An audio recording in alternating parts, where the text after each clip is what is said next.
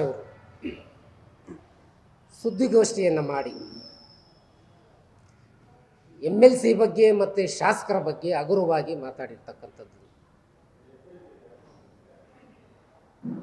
ಓಳ್ಳಿ ಪ್ರಕಾಶ್ ಅವ್ರನ್ನ ಕೇಳ್ತೀವಿ, ಪ್ರಕಾಶ್ ಅವರೇ ನಮ್ಮ ಪಕ್ಷಕ್ಕೂ ನಿಮಗೆ ಏನಪ್ಪ ಸಂಬಂಧ?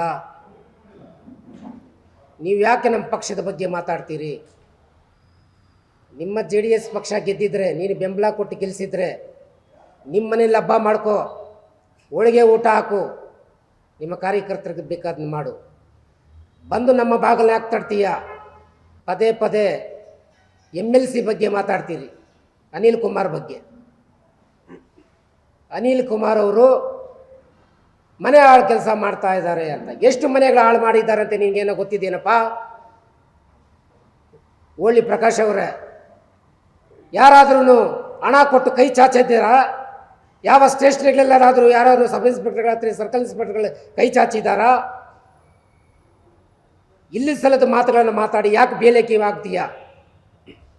ಶಾಸಕರ ಬಗ್ಗೆ ಮಾತಾಡ್ತೀಯ, ಕತ್ತೆ ಕಾಯ್ತಾ ಇದ್ದಾರೆ ಅಂತ. ಕತ್ತೆ ಕಾಯ್ದೋಕೆನೆಯ ಈ ಕ್ಷೇತ್ರ ಜನ ಗೆಲ್ಸಿರೋದು?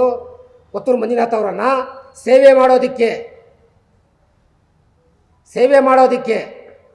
15-20 ದಿವಸದಲ್ಲಿ ಜನ ಗೆಲ್ಲಿಸಿ ಈ ಕೋಲಾರ ಕ್ಷೇತ್ರವನ್ನು ಅಭಿವೃದ್ಧಿ ಮಾಡು ಅಂತೇಳಿ ಅಭಿವೃದ್ಧಿಗಾಗಿ ಅನೇಕ ಹಣವನ್ನು ತಂದಿದ್ದಾರೆ. ಮೊನ್ನೆ ತನ 50 ಕೋಟಿ ಬಿಡುಗಡೆ ಆಗಿದೆ.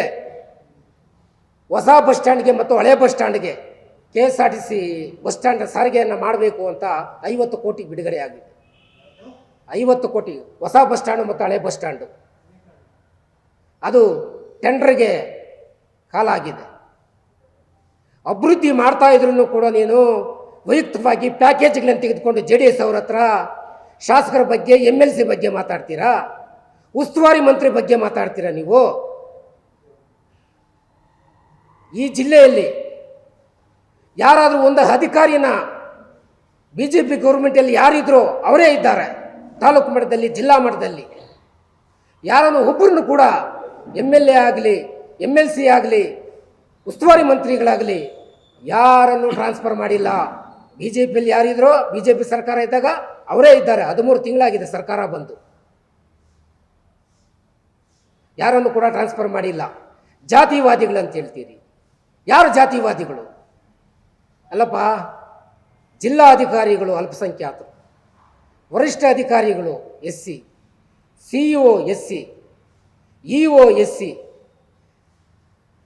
ಗ್ರಾಮಾಂತರ ಬ್ಲಾಕ್ದ ಗ್ರಾಮಾಂತರ ಪೊಲೀಸ್ ಸ್ಟೇಷನಲ್ಲಿ ಸರ್ಕಲ್ ಇನ್ಸ್ಪೆಕ್ಟರ್ SC, ಆಮೇಲೆ ಗೆಲ್ಪೇಟೆ ಸ್ಟೇಷನಲ್ಲಿ ಸರ್ಕಲ್ ಇನ್ಸ್ಪೆಕ್ಟರು OBC.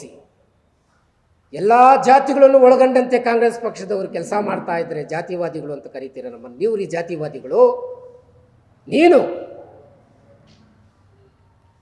ಜಾತ್ಯತೀತ ಬಗ್ಗೆ ಮಾತಾಡೋದಕ್ಕೆ ಅರ್ಹತೆ ಇದೆಯಾ ನಿನಗೆ? ಜಾತ್ಯತೀತ ಬಗ್ಗೆ ಮಾಡೋದಕ್ಕೆ ಅರ್ಹತೆ ಇದೆಯಾ ನಿನಗೆ? ಎಚ್ಚರಿಕೆಯನ್ನು ಕೊಡ್ತಾ ಇದ್ದೀವಿ. ಈ ಕಾಂಗ್ರೆಸ್ ಸಮಿತಿಯಿಂದ ಇನ್ನೊಂದು ಸಾರಿ MLC, MLA ಬಗ್ಗೆ, ಉಸ್ತುವಾರಿ ಮಂತ್ರಿಗಳ ಬಗ್ಗೆ ಕಾಂಗ್ರೆಸ್ ಪಕ್ಷಕ್ಕೆ ಹೆಸರನ್ನು ತೆಗೆದುಕೊಂಡ್ರೆ ಕಾಂಗ್ರೆಸ್ ಪಕ್ಷದಿಂದ ಉಗ್ರ ಹೋರಾಟವನ್ನು ಮಾಡೋದಕ್ಕೆ ಸಿದ್ಧವಾಗಿರ್ತೀವಿ.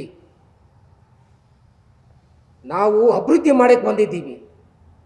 ಈ ಕ್ಷೇತ್ರದಲ್ಲಿ ಮೊನ್ನೆ 83,000 ಚಿಲ್ಲರೆ ಕೊತ್ತೂರು ಮಂಜುನಾಥ್ ಅವ್ರಿಗೆ ಬಂತು. ನಿಮ್ಮಿಬ್ಬರಿಗೂ ಸೇರಿ BJP ಮತ್ತು JDSಗೆ 1,06,000 ಬಂತು. ಆದರೆ ಈ ಸಾರಿ ನಾವು 89,000 ತೆಗೆದುಕೊಂಡಿದ್ದೀವಿ. ಗ್ರಾಮಾಂತರ ಭಾಗದಲ್ಲಿ 1,000 ಮತಗಳು ಹೆಚ್ಚಾಗಿದೆ, ನಗರದಲ್ಲಿ 4,000 ಮತಗಳು ಹೆಚ್ಚಾಗಿದೆ. ಜನ ಆಶೀರ್ವಾದ ಮಾಡಿದ್ದಾರೆ. KV ಗಮತವರು ಸೋತಿರ್ಬೋದು, ಅವರು 20 ದಿನಗಳಲ್ಲಿ ಚುನಾವಣೆ ಮಾಡಿದಂಥವ್ರು. ರಮೇಶ್ ಕುಮಾರ್ ಆಗಿರ್ಬೋದು, ನಮ್ಮ ನಜೀರ್ ಅಹಮದ್ ಸಾಹೇಬರಾಗಿರ್ಬೋದು, ನಂಜೇಗೌಡರಾಗಿರ್ಬೋದು, SN ನಾರಾಯಣ ಸ್ವಾಮಿಯವರಾಗಿರ್ಬೋದು, ಸುಧಾಕರ್ ಆಗಿರ್ಬೋದು, ನಮ್ಮ ರೂಪಾ ಶಶಿಧರ್ ಅವರಾಗಿರ್ಬೋದು, ಎಲ್ಲರೂ ಕೂಡ ಕೆಲಸ ಮಾಡಿದ್ದಾರೆ. 2 ಪಕ್ಷಗಳು ಸೇರಿಕೊಂಡು ನೀವು ಕೆಲಸ ಮಾಡಿದ್ದಕ್ಕೆ ನೀವು ಅಷ್ಟು ಮತ ತೆಗೆದುಕೊಂಡಿದ್ದೀವಿ. ಹೋದ ಸಾರಿ ಮತಗಳಿಗೆ ಲೆಕ್ಕ ಹಾಕ್ಕೊಂಡ್ರೆ ಈ ಸಾರಿ ಏನು ನಾವು ಭಾಳ ಹೆಚ್ಚಿಗೆನೇ ಇದ್ದೀವಿ. ಅದೇನು ಬಹಳ ಲೀಡ್ ಏನೂ ಅಲ್ಲ. ನಮ್ಮಲ್ಲಿ ಸ್ವಲ್ಪ ಆಂತರಿಕವಾಗಿ ಭಿನ್ನಾಭಿಪ್ರಾಯಗಳಿದ್ದರಿಂದ ಸ್ವಲ್ಪ ನಾವು ಸೋತಿದ್ದೀವಿ ಅಷ್ಟೇ, ಬಹಳ ಅಂತರದಲ್ಲಿ ನಾವು ಸೋತಿಲ್ಲ ನಾವು. ಆದ್ದರಿಂದ ನಾವು ಹೇಳೋದಿಷ್ಟೇ, ಓಳ್ಳಿ ಪ್ರಕಾಶ್ ಆಗಿರ್ಬೋದು, ಇನ್ನೊಬ್ಬರಾಗಿರ್ಬೋದು, ಮತ್ತೊಬ್ಬರು ಯಾರೇ ಮಾತಾಡಲಿ ಕಾಂಗ್ರೆಸ್ ಪಕ್ಷದ ಬಗ್ಗೆ, ಕಾಂಗ್ರೆಸ್ ಪಕ್ಷ ಬಲಿಷ್ಠವಾಗಿದೆ. ಭಾಗ್ಯಗಳೆಲ್ಲ ಕೊಟ್ಟಂಥ ರಾಜ್ಯ ನಮ್ಮದು. ಎಲ್ಲರನ್ನೂ ಒಂದಾಗಿ ತೆಗೆದುಕೊಳ್ಳುವಂಥ ಜಾತ್ಯತೀತ ಜನಗಳನ್ನು, ಪಕ್ಷಗಳನ್ನು ತೆಗೆದುಕೊಂಡು ಹೋಗ್ತಕ್ಕಂಥ ಪಕ್ಷ ನಮ್ಮದು. ಯಾರೂ ಭಿನ್ನಾಭಿಪ್ರಾಯ ಮಾಡಿಲ್ಲ, ಜಾತಿಗೋಸ್ಕರ ಯಾರೂ ನಾವು ಹೋರಾಟಗಳು ಮಾಡಲಿಲ್ಲ. ಕಾಂಗ್ರೆಸ್ ಪಕ್ಷದಲ್ಲಿ ಅವರವರಾದಂಥ ಕೆಲಸಗಳನ್ನು ಮಾಡ್ಕೊಂಡು ಹೋಗ್ತಾ ಇದ್ದಾರೆ. ಇವತ್ತು ಕೂಡ ಕೊತ್ತೂರು ಮಂಜುನಾಥ್ ಅವರು ಅಭಿವೃದ್ಧಿ 75 ಕೋಟಿ ಈ ಸಾಲಿನಲ್ಲಿ, 50 ಕೋಟಿ ಬಸ್ ಸ್ಟ್ಯಾಂಡ್ಗಾಗಿದೆ, ಇನ್ನು 25 ಕೋಟಿ ಬಿಡುಗಡೆ ಆಗಿದೆ. ಅವು PWD ಇನ್ನೊಂದು ಮತ್ತೊಂದು ಎಲ್ಲವೂ ಕೂಡ ಆಗಿದ್ದಾವೆ. ಎಲ್ಲ ಟೆಂಡರ್ ಕಾಲ್ ಮಾಡ್ತಾ ಇದ್ದಾರೆ. ಒಂದು ವರ್ಷದಲ್ಲಿ ನಾವು ಅಷ್ಟು ಅಭಿವೃದ್ಧಿ ಮಾಡಿದ್ದೀವಿ ಭಾಗ್ಯಗಳನ್ನು ಕೊಟ್ಟು ಕೂಡ. ದಯವಿಟ್ಟು ಇನ್ನೊಂದು ಸಾರಿ ಓಳ್ಳಿ ಪ್ರಕಾಶ್ ಅವರೇ, ಇನ್ನೊಂದು ಸಾರಿ ಏನಾದರೂ ನಮ್ಮ MLA ಬಗ್ಗೆ ನೀವು ತೆಗೆದುಕೊಂಡ್ರೆ ಚೆನ್ನಾಗಿರೋದಿಲ್ಲ. ಕಾಂಗ್ರೆಸ್ನಿಂದ ಪ್ರತಿಭಟನೆ ಮಾಡ್ತೀವಿ.